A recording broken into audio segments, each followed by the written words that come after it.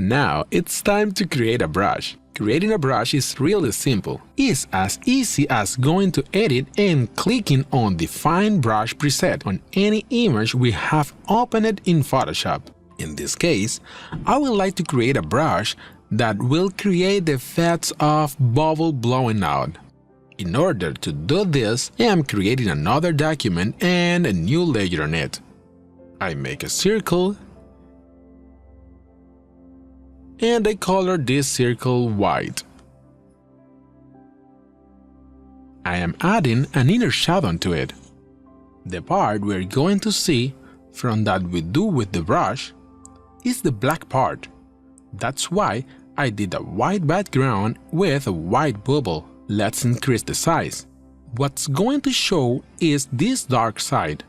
I'm going to apply the glow upside down, meaning I'm going to apply dark glow instead of light. We're going to do two types of glow. One is going to be a small black circle. We applied a mask and a gradient, and blur, select, filter, blur, Gaussian blur. And another type of glow is simply going to be a black little circle with some blur. I'm doing this fast because we've already gone through all this in other exercises and don't want to waste time here. I prefer concentrate to showing you how to do the brush. Wherever I want some glow, I can make of these little circles.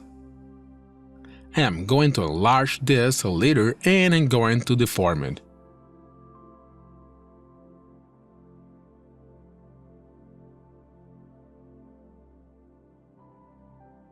And I am rotating this one close to the edge.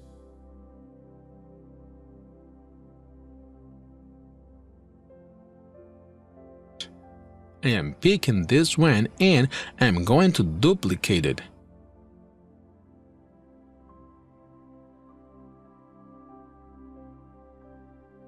Okay. Let's say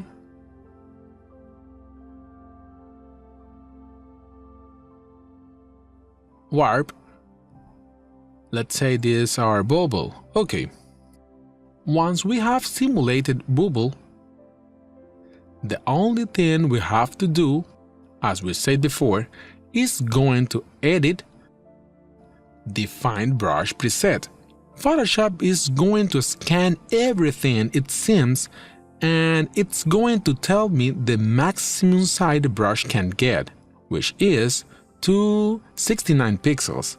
I can name it burbuja, bubble, and press OK. And immediately, this new brush belongs to the group of brushes I can use with Photoshop. It is actually the last one on the list. So let's use it. I am come to this image, I pick any color and I pick my new brush. As you can see, the part we painted black before shows red here, and the white part is transparent. So if I change any color, it is going to show the color. In this case, I prefer to color it white. That's how it's going to be natural. Now I want different sizes, angles, and colors. To get this,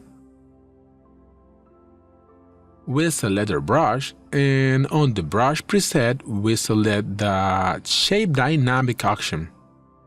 So now we're going to be getting different sizes.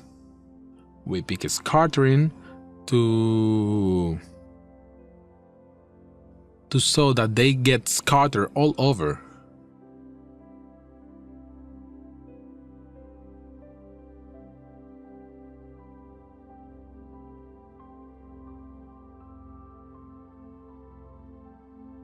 Here on Color Dynamic, we're going to add some hue jitter so that we can get some colored bubbles.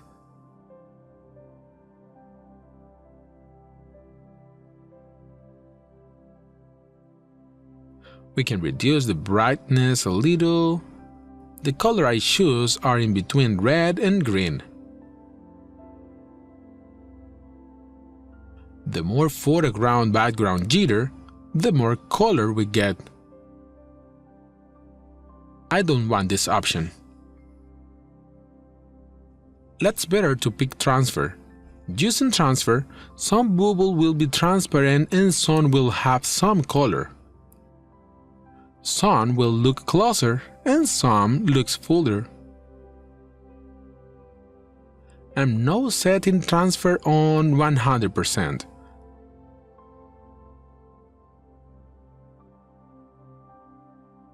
I prefer only some of the stroke with different opacity.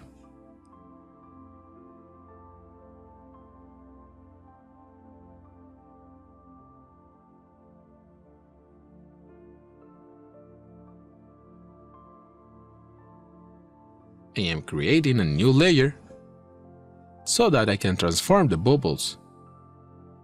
Now, instead of clicking, I'm keeping the mouse pressed.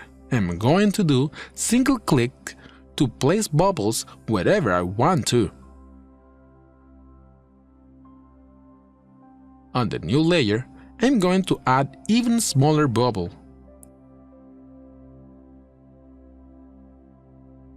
I am reducing the opacity even more.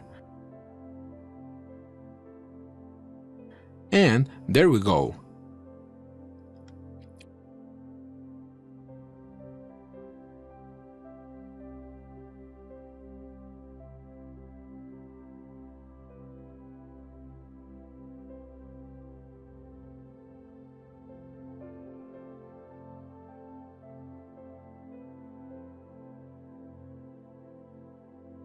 This is just an example on the things we can do when we create our own brushes using Photoshop.